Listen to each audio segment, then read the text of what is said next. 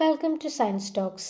അപ്പോൾ ഇന്നത്തെ ക്ലാസ്സിൽ നമ്മൾ ജനറ്റിക്സിൻ്റെ ഇൻട്രൊഡക്ഷനിൽ വരുന്ന ചില ബേസിക് ടേംസിനെ കുറിച്ചാണ് പഠിക്കുന്നത്. അപ്പോൾ ഈ വീഡിയോയിൽ ജീൻസും ക്രോമസോമാണ് ഉള്ളത്. അടുത്ത വീഡിയോകളിലായിട്ട് ബാക്കിയുള്ള ടേംസൊക്കെ ഇടുന്നതായിരിക്കും. അപ്പോൾ ആദ്യമായിട്ടാണ് എൻ്റെ ചാനൽ കാണുന്നതെങ്കിൽ സബ്സ്ക്രൈബ് ചെയ്യുക, ഷെയർ ചെയ്യുക, ലൈക്ക് ചെയ്യുക, കമൻറ്റ് ചെയ്യുക. ഇതെൻ്റെ ഒരു പുതിയ യൂട്യൂബ് ചാനലാണ്. അപ്പോൾ നമ്മൾ എഡ്യൂക്കേഷണൽ റിലേറ്റഡ് ആയിട്ടുള്ള വീഡിയോസാണ് ഇടാൻ ഉദ്ദേശിക്കുന്നത്. അതായത് 10th +1 +2 ഡിഗ്രി PG ബേസ് ആയിട്ടുള്ള ബോട്ടണി, സുവോളജി അല്ലെങ്കിൽ സയൻസ് റിലേറ്റഡ് ആയിട്ടുള്ള ടോപ്പിക്സ് മെയിൻലി ഫോക്കസ് ചെയ്യുന്നത് ബോട്ടണി, സുവോളജിയാണ്. അപ്പോൾ അത്തരം വീഡിയോസ് ആവശ്യമുള്ളവർ എന്തായാലും സബ്സ്ക്രൈബ് ചെയ്തതിന് സപ്പോർട്ട് ചെയ്യുക. അപ്പോൾ നമുക്ക് ഇന്നത്തെ ക്ലാസ്സിലോട്ട് പോവാം. ജനറ്റിക്സിൽ വരുന്ന മെയിൻ ആയിട്ടുള്ള രണ്ട് ടേംസാണ് ജീൻസും ക്രോമസോംസും എന്ന് പറയുന്നത്.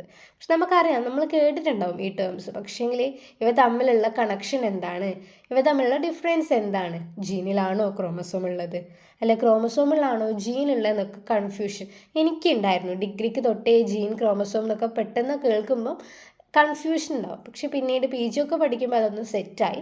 അപ്പോൾ അങ്ങനെ കൺഫ്യൂഷനുള്ള ആൾക്കാർക്ക് അതെന്താണെന്ന് മനസ്സിലാക്കാൻ വേണ്ടിയിട്ടുള്ള ഒരു ഷോർട്ട് സിമ്പിളായിട്ട് എക്സ്പ്ലെയിൻ ചെയ്തിട്ടുള്ള ഒരു വീഡിയോ ആണ് ഇത്. അപ്പോൾ ക്ലാസ്സിലോട്ട് പോവാം. ആദ്യം നമുക്ക് ക്രോമസോം എന്താണെന്ന് നോക്കാം. അതിൻ്റെ ഒരു ചെറിയൊരു ഡെഫിനേഷൻ ഇവിടെ കൊടുത്തിട്ടുണ്ട്. A chromosome is a threat like structure in the nucleus of A cell that contains A single DNA molecule and A protein. അപ്പോൾ ആ പിക്ചറിൽ കൊടുത്തിട്ടുണ്ട്, നമ്മളുടെ ഹ്യൂമൻ ബോഡി എന്താ കുറേ സെല്ല് കൊണ്ട് ഉണ്ടാക്കിയിട്ടുള്ളതാണ്. ആ സെല്ലിനൊരു ന്യൂക്ലിയസ് ഉണ്ടാവും.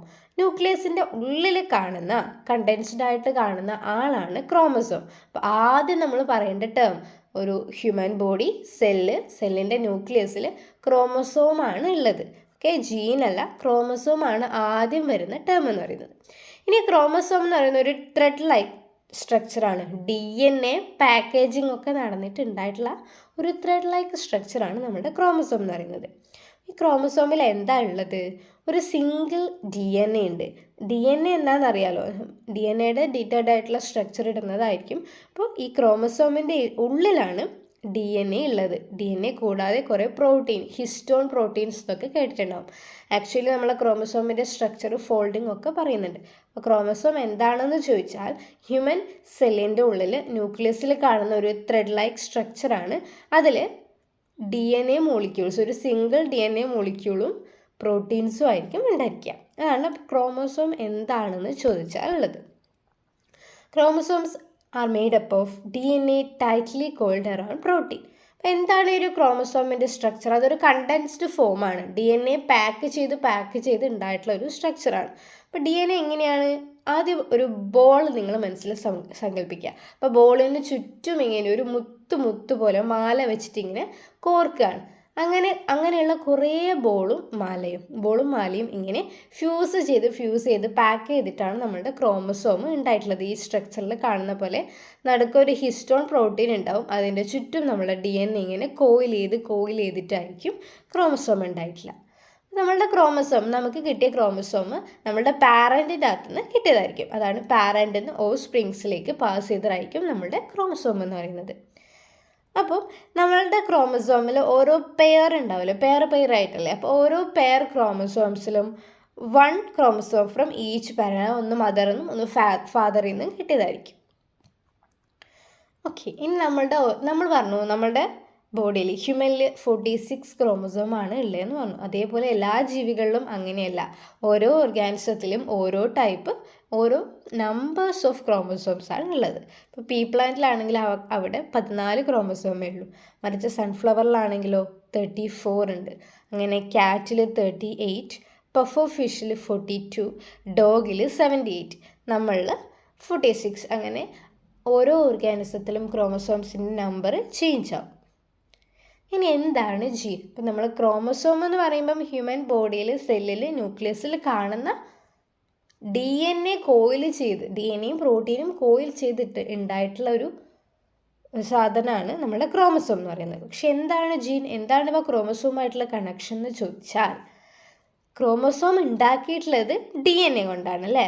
ആ DNAയുടെ ഒരു സെഗ്മെൻറ്റ് മാത്രമാണ് ജീൻ എന്ന് പറയുന്നത്. അതായത് DNA കൊണ്ട് ക്രോമസോം ഉണ്ടാക്കി, ജീന് കൊണ്ട് DNA ഉണ്ടാക്കി. അപ്പോൾ നമ്മൾ ചെറുതെന്ന് വലുതിലോട്ടേക്ക് വരുമ്പം ആദ്യം ജീനുകൾ ചേർന്നിട്ട് DNA, ഒരു D N A super coil ചെയ്തിട്ട് ക്രോമസോം ഉണ്ടായി. ജീനാണ് ഏറ്റവും ബേസിക് ആയിട്ടുള്ളത്. A gene is a segment of D N A. പക്ഷേ ആ ജീൻ ഉണ്ടെങ്കിൽ മാത്രമേ പ്രോട്ടീൻ പ്രൊഡക്ഷനും അല്ലെങ്കിൽ കുറേ ജീൻസിൻ്റെ റെഗുലേഷനും ഒക്കെ നടക്കുള്ളൂ. അതാണ് ജീൻസ് എന്ന് പറയുന്നത്. അപ്പോൾ ജീൻ എന്ന് പറയുമ്പോൾ അതിൽ എക്സോൺസും ഇൻട്രോൺസും ഒക്കെ ഉണ്ട്, എക്സ്പ്രസ്ഡ് നോൺ എക്സ്പ്രസ്ഡ് റീജൻസും ഒക്കെ ഉണ്ട്. ഡീറ്റെയിൽഡ് ആയിട്ട് ഇപ്പോൾ പഠിക്കാം. Genes are passed from parent to offspring. നമുക്കറിയാലോ ക്രോമസോംസ് നമ്മളുടെ പാരൻറ്റിൽ നിന്നാണ് ഓഫ്സ്പ്രിങ്സിലേക്ക് വരുന്നത്. അപ്പോൾ ക്രോമസോമിൽ DNA ഉള്ളിൽ കാണുന്നതാണ് നമ്മളുടെ ജീന്. അപ്പോൾ ജീനും പാരൻറ്റിൽ നിന്ന് ഓഫ്സ്പ്രിങ്സിലേക്ക് എന്തായാലും പാസ് ചെയ്യും. എല്ലാ ജീനും മെജോറിറ്റി ജീനും എന്ന് പറയുന്നത് ഓരോ സ്പെസിഫിക് പ്രോട്ടീൻസിനെ കോഡ് ചെയ്യും. ഈ പ്രോട്ടീൻസ് ഉണ്ടാക്കാൻ വേണ്ടി സഹായിക്കും. ആ പ്രോട്ടീൻസ് ആണ് നമ്മുടെ ബോഡിയിൽ നമ്മൾക്ക് ഏത് കളർ കിട്ടണം, നമ്മളുടെ മുടി എത്ര വളരണം, ഉപ്പ് തൊട്ട് കർപ്പൂരം വരെയുള്ള എല്ലാ ക്യാരക്ടേഴ്സും നിർണ്ണയിക്കുന്നത് നമ്മുടെ ജീൻസിൽ പ്രൊഡ്യൂസ് ചെയ്യുന്ന പ്രോട്ടീൻസിൻ്റെ ഫങ്ഷൻ കൊണ്ടാണ്. ഹ്യൂമൻ ബോഡിയിൽ പ്രോട്ടീൻസിനെ കോഡ് ചെയ്യുന്ന അല്ലെങ്കിൽ പ്രോട്ടീൻ പ്രൊഡക്ഷന് സഹായിക്കുന്ന 20,000-ഓളം ജീൻസുകൾ കാണുന്നുണ്ട്. ഇവിടെ ഒരു പിക്ചർ നോക്കിയേ, കറക്റ്റ് എന്താണ് ജീൻ എന്ന് മനസ്സിലാകാം. അവിടെയുള്ള പിക്ചറിൽ ഒരു DNA ഉണ്ട്.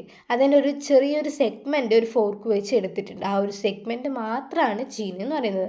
അങ്ങനെ ഒട്ടനവധി സെഗ്മെൻറ്റ്സ് അല്ലെങ്കിൽ ജീൻസ് നമ്മളുടെ DNAയിലുണ്ട്. ക്രോമസോം എന്ന് പറഞ്ഞാലോ ഈ DNA കോയിൽ ചെയ്തിട്ടുള്ള ഒരു സ്ട്രക്ചറാണ് ക്രോമസോം. ഓക്കെ, അപ്പോൾ ഇതാ ക്രോമസോം, DNA, ജീൻ എല്ലാം കൂടിയിട്ടുള്ളൊരു പിക്ചർ കൊടുത്തിട്ടുണ്ട്. ഒരു സെല്ലുണ്ടാകും, സെല്ലിലെ ന്യൂക്ലിയസ് ഉണ്ടാകും. ന്യൂക്ലിയസിൻ്റെ ഉള്ളിൽ കാണുന്ന കണ്ടൻസ്ഡ് ത്രെഡ് ലൈക്ക് ഫോമിനെയാണ് നമ്മൾ ക്രോമസോം എന്ന് പറയുന്നത്. ഈ ക്രോമസോം എന്ന് പറയുന്നത് എന്താ, ഒരു സിംഗിൾ DNA മോളിക്യൂൾ വെച്ച് ഉണ്ടാക്കിയതാണ്. ആ DNA മോളിക്യൂളിൻ്റെ ഓരോരോ പോർഷനെയാണ് ജീൻ എന്ന് പറയുന്നത്, അല്ലെങ്കിൽ ഒരു സെഗ്മെൻറ്റിനെയാണ് ജീൻ എന്ന് പറയുന്നത്. Okay, genes are located in chromosomes. ന്യൂക്ലിയസിൽ ലൊക്കേറ്റ് ചെയ്തിട്ടുള്ള ക്രോമസോംസിലെ DNA ലൊക്കേറ്റ് ചെയ്ത ആളാണ് നമ്മളുടെ ജീൻ. ഇത്രയാണ് ജീനും ക്രോമസോമും തമ്മിലുള്ള വ്യത്യാസം. എല്ലാവർക്കും മനസ്സിലായിട്ടുണ്ടാവുമെന്ന് വിചാരിക്കുന്നു. അപ്പോൾ ഇഷ്ടപ്പെട്ടെങ്കിൽ കമൻറ്റ് ചെയ്യുക. Thank you. അത്രയേ ഉള്ളൂ.